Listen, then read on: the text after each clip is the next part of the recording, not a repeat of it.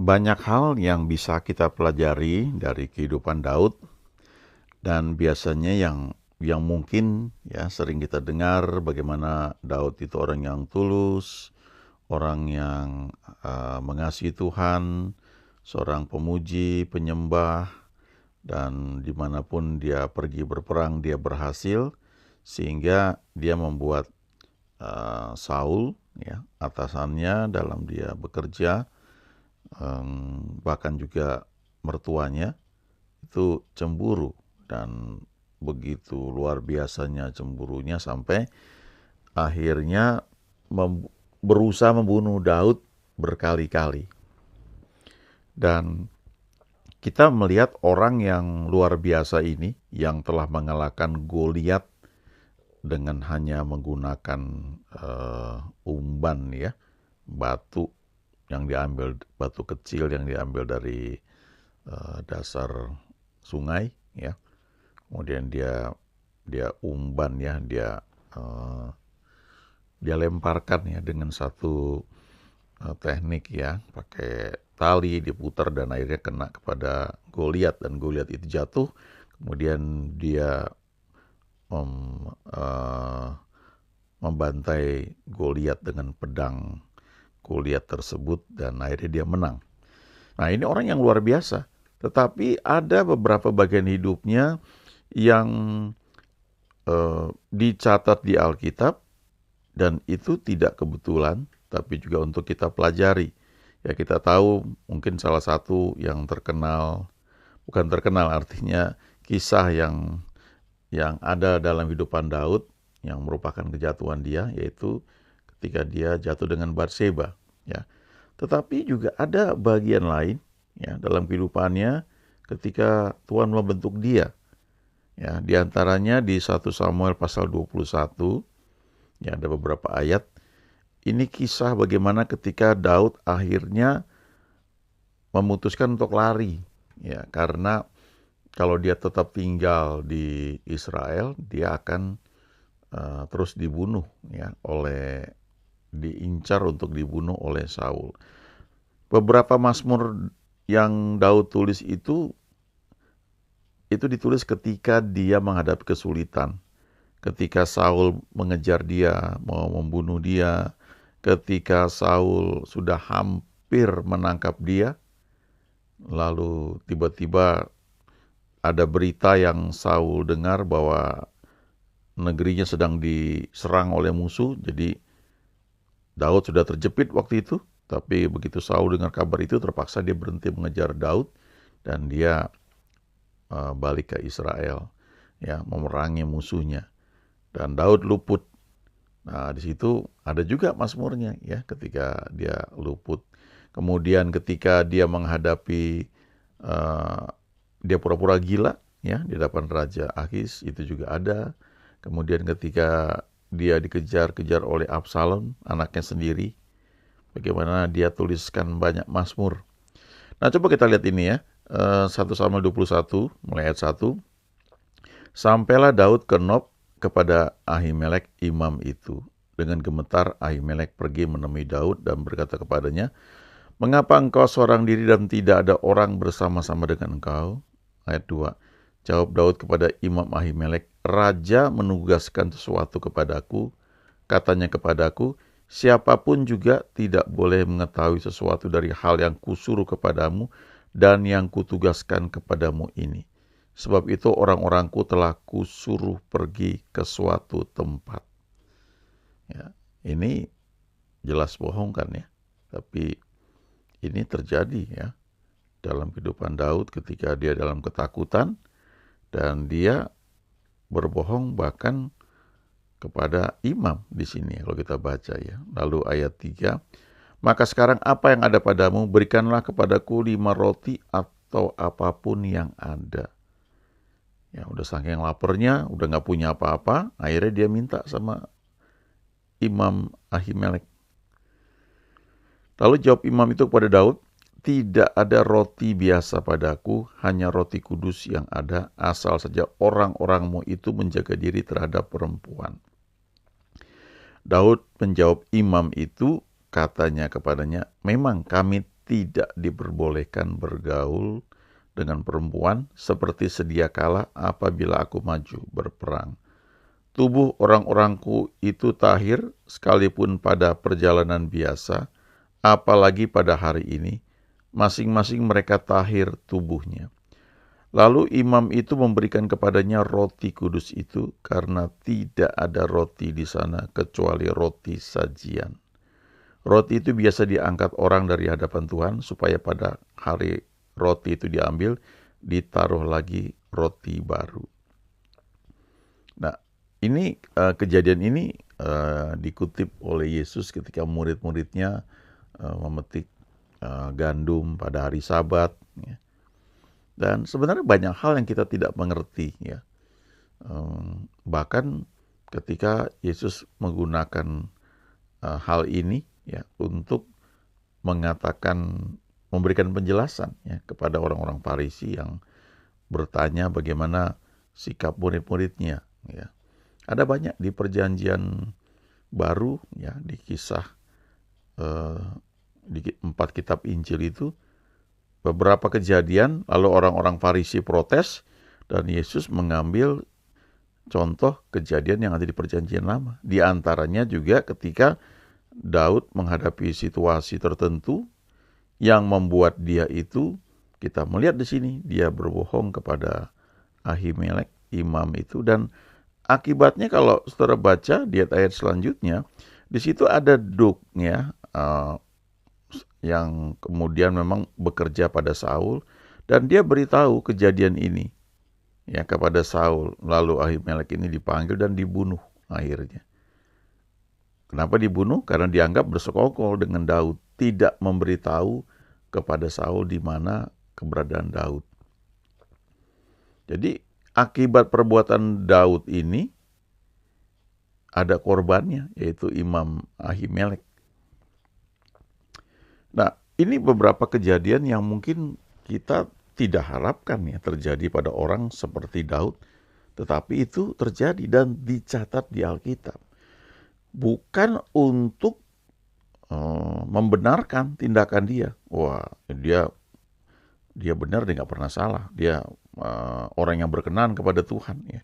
Dia memuji Tuhan, menyembah Tuhan. Tapi ini menunjukkan bagian dari pertumbuhan rohani seseorang yang kemudian dikenal berkenan kepada Tuhan. Ya, saya nggak tahu persis kapan tuh diberikan gelar itu, ketika dia sudah mencapai tahap tertentu. Karena setelah itu pun dia tidak sempurna. Ya, ketika dia sudah menang kemana-mana, ya semuanya luar biasa. Kerajaan dia menjadi lebih luas dari zamannya Saul. Ya. Tetapi ternyata Daud juga tidak sempurna. Ya. Dia banyak hal yang dicatat itu sebagai pelajaran ya, bukan untuk kita contoh, tapi kita melihat bagaimana orang yang nampaknya luar biasa itu juga ternyata menghadapi situasi yang sulit yang membuat dia melakukan hal-hal yang kita kira harusnya dia nggak buat seperti itu. Ya, kita baca juga mengenai Abraham, ketika dia lari ke Mesir, orang ini nurut sama Tuhan sebenarnya kan. Tapi ada situasi di mana dia itu tidak bisa menghadapinya. Akhirnya dia bersembunyi di balik istrinya. Ya, dia relakan istrinya itu diambil Firaun. Ya, karena dia mau selamat. Ya, bayangkan itu yang dikenal Bapak orang percaya. Ya, bisa melakukan hal seperti itu. Sekali lagi bukan untuk membenarkan, tapi untuk melihat bahwa ini orang-orang juga nggak sempurna. Ya, jadi kita juga bukan jadi seperti terhibur ya kalau sesuatu kita alami mungkin seperti Daud atau seperti Abraham, tetapi kita melihat bahwa bagaimana Tuhan memakai orang yang tidak sempurna itu, orang yang jatuh bangun itu untuk menjadi alatnya. Nah, saya kira pelajaran terpentingnya adalah bagaimana akhirnya mereka itu sepenuhnya bergantung kepada Tuhan, karena sudah nggak ada lagi yang dapat diandalkan. Ya. Nah, saya lompat ya, coba langsung kita baca ayat 10 ini. Daud lari ke kota Gad. Ya. Kemudian bersiaplah Daud dan larilah ia pada hari itu juga dari Saul. Sampailah ia kepada Akis, raja kota Gat. Pegawai-pegawai Akis berkata kepada tuannya, "Bukankah ini Daud, raja negeri itu? Bukankah tentang dia orang-orang menyanyi berbalas-balasan sambil menari-nari? Demikian Saul mengalahkan beribu-ribu musuh, tetapi Daud berlaksa-laksa." Daud memperhatikan perkataan itu dan dia menjadi takut sekali kepada Akis, raja kota Gat itu. Sebab itu ia berlaku seperti orang yang sakit ingatan di depan mata mereka dan berbuat pura-pura gila di dekat mereka. Ia menggores-gores pintu gerbang dan membiarkan ludahnya meleleh ke janggutnya. Lalu berkatalah Akis kepada para pegawainya, "Tidakkah kamu lihat bahwa orang itu gila? Mengapa kamu membawa dia kepadaku? Kekurangan orang gilakah aku, maka kamu bawa orang ini kepadaku supaya ia menunjukkan gilanya dekat aku. Patutkah orang yang demikian masuk ke rumahku?" Nah, di sini kita lihat ya, orang yang luar biasa ini yang untuknya ya, para wanita itu bernyanyi, berbalas-balasan, menari-nari, dan berkata, "Saul mengalahkan beribu-ribu musuh, tetapi Daud berlaksa-laksa." Ini orang yang dipuja oleh orang-orang Israel. Bahkan kalau sampai sekarang, kalau kita ke Israel itu nama Daud, ya, King David itu, wah sangat dihormati, ya. Karena dianggap ini raja yang luar biasa. Kita bisa baca juga dia disebut sebagai pemazmur, ya, yang diurapi, ya, yang disegani, tapi juga pemimpin yang luar biasa, yang dikatakan ketika dia maju berperang, dia turun, ya, dia memimpin pasukannya. Ada hamba Tuhan yang pernah cerita, ya, ketika dia bandingkan zaman ketika peperangan di orang Israel dulu, ya, dengan sekarang. Kalau sekarang itu, kalau perang, itu yang namanya para jenderal, pemimpin itu tidak turun ke lapangan. Ya. Masuk akal ya, karena mereka otaknya ya, mereka dilindungi. Ya, kayak kita kalau main catur kan, ya, ada king, ada raja sama ratu kan. Yang bebas bergerak kemana saja adalah ratu. Raja cuma satu langkah. Tapi dia simbol dari satu negara atau satu negeri. Jadi kalau dia dikalahkan, udah negeri itu kalah. Ya, dia nggak bisa berbuat banyak. Ya, dia dilindungi oleh pasukannya. Jadi seringkali para jenderal itu dia di belakang meja, ya, mereka di belakang meja mereka mengatur strategi, ya. Bahkan banyak strategi yang mengerikan, ya. Mungkin bagi kita orang awam tuh ya sangat kejam, ya.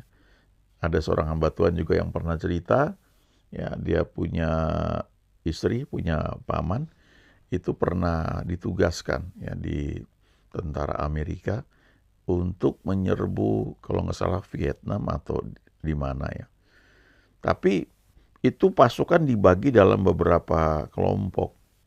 Nah, paman istrinya ini masuk dalam kelompok yang memang ditugaskan untuk menyerang lebih dahulu dengan tujuan musuh keluar, menghabiskan semua pelurunya, dan belakangan pasukan berikutnya akan membantai musuh tersebut. Jadi dengan kata lain, pamannya masuk dalam pasukan yang memang dikorbankan, gitu, ya. Nah, bayangkan, ya, mereka itu bersumpah untuk setia pada negara dan mereka maju memang untuk mati, ya. Tapi itu yang ngatur siapa? Pemimpinnya, ya, di belakang meja tidak turun, ya. Sementara kalau zaman orang Israel berperang dulu, ya, itu pemimpinnya maju paling depan katanya. Itu luar biasa sekali gitu. Jadi seperti orang ketika mau berperang, mereka bilang, "Follow me, ikuti aku." Mereka ini pemimpinnya maju, ya. Bahkan Daud juga begitu. Ada kisah ketika dia menghadapi orang-orang ya para musuhnya. Ada satu keadaan di mana dia udah capek dan ada salah satu musuhnya yang mau bunuh Daud. Tapi kemudian Daud ditolong oleh anak buahnya. Ya, kemudian mereka meminta dengan sangat supaya Daud jangan maju berperang, biar Daud di belakang saja. Nah, setelah itu nampaknya Daud memang di belakang saja, tidak maju ke depan. Dan kemudian ada kisah selanjutnya ketika akhirnya dia jatuh dengan Batseba, yaitu ketika semuanya maju berperang, dia tidak maju berperang. Tapi kita lihat di sini ya, ada masa ketika Daud yang luar biasa itu, gara-gara dia dengar perkataan pegawai-pegawai Akis, Raja Kota Gat, dikatakan di ayat 12, Daud memperhatikan perkataan itu dan dia menjadi takut sekali kepada Akis, Raja Kota Gat itu. Nah, ini salah satu saat di mana Daud yang dalam Mazmur dikatakan seringkali dia bilang begini, aku senantiasa memandang kepada Tuhan Allahku. Ia berdiri di sebelah kananku. Oleh sebab itu aku tidak akan goyah. Aku tetap berdiri dan aku akan mengalahkan musuh-musuhku. Ya. Tapi pada kejadian ini kita melihat Daud memperhatikan perkataan itu. Perkataan orang-orang yang akhirnya membuat dia takut sekali. Dan selanjutnya dia pura-pura gila. Ya, saking takutnya. Coba camkan ya. Ya. Ini pelajaran penting ya, karena akhirnya kita melihat bahwa memang semuanya Tuhan yang bekerja. Tidak bisa kita mengandalkan kekuatan kita sendiri. Nah, ini mengajarkan kita juga untuk tidak cepat menilai, menghakimi orang lain. Dulu ada satu hamba Tuhan terkenal sekali. Ya, lalu ada satu kasus yang menjeratnya. Dan wah, itu orang mengecam ya. Tapi ada satu hamba Tuhan yang senior datang. Dan dia cuma bilang begini, mari saya bantu doakan kamu. Cuma itu ya. Yang lain itu ikut mengecam. Ya, banyak hal lah ya. Mungkin seringkali terjadi ya. Bisa saja seperti yang dialami Daud. Dia lebih populer, lalu Saul iri. Ya, mau menjatuhkan Daud. Jadi setiap ada kesempatan Daud itu mau dijatuhkan. Ya, boro-boro mau dibela. Ya, tapi dia memang sengaja mau dijatuhkan. Nah, kita melihat ya orang yang mungkin sering kita nyanyikan hasil renungan dia yang ditulis di kitab Mazmur. Dan kita melihat ini orang yang luar biasa, tapi ternyata cukup banyak ya dalam bagian kehidupannya itu hal-hal yang dalam tanda kutip itu memalukan ya. Tapi dicatat di Alkitab. Ya, untuk kita belajar bahwa memang Alkitab ini walaupun kisahnya itu kelihatannya orang-orang hebat, tapi ini bicara tentang Tuhan. Tuhan di balik semua orang yang tercatat di Alkitab. Ada banyak kutipan dari kitab Kejadian sampai Wahyu bahwa itu bicara mengenai Yesus ya, mengenai Tuhan. Jadi walaupun ada kisah mengenai Daud, kisah mengenai Yusuf, kisah mengenai Daniel, kisah mengenai banyak orang-orang hebat itu, ya, tapi di baliknya itu semuanya berbicara tentang Tuhan Yesus. Fokusnya ke sana. Jadi dengan kata lain, jangan meniru ya mentah-mentah orang-orang yang lain yang ada di Alkitab bahkan, kecuali Yesus. Ya, hanya dia. Alkitab itu bicara tentang satu pribadi, yaitu Yesus. Satu-satunya jalan keselamatan. Ya. Di Mazmur 27 ayat 6, ini Mazmur yang bagus, dari ayat 1 juga bagus ya. Saya suka ayat-ayat ini. Tuhan adalah terangku, keselamatanku, kepada siapakah aku harus takut ya. Tapi di ayat 6 ini menarik, dibilang begini, maka sekarang tegaklah kepalaku, mengatasi musuhku sekeliling aku. Dalam kemahnya, aku mau mempersembahkan korban dengan sorak-sorai, aku mau menyanyi dan bermazmur bagi Tuhan. Biarlah kita senantiasa ingat bahwa Tuhanlah kekuatan kita. Waktu kita menghadapi kesulitan, banyak hal yang sedang dihadapi, tetap memandang kepada Tuhan. Ya, ucapkan, renungkan kebaikannya, dan kita akan meraih kemenangan yang dia janjikan. Amin.